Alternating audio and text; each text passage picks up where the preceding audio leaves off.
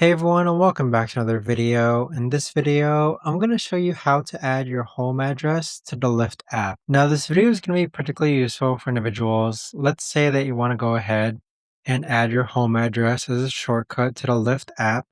How do you actually go ahead about doing so? Now this video is going to be short, sweet, and simple guys. There's not going to be a lot of steps involved.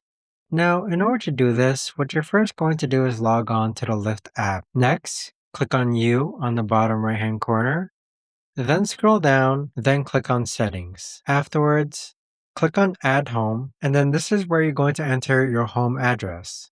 So enter your home address here, and there you have it. That right there, guys, is the best and easiest way that I know of to actually go ahead and add your home address to the Lyft app. If you guys know of a better or easier way to actually do this, let me know in the comments down below.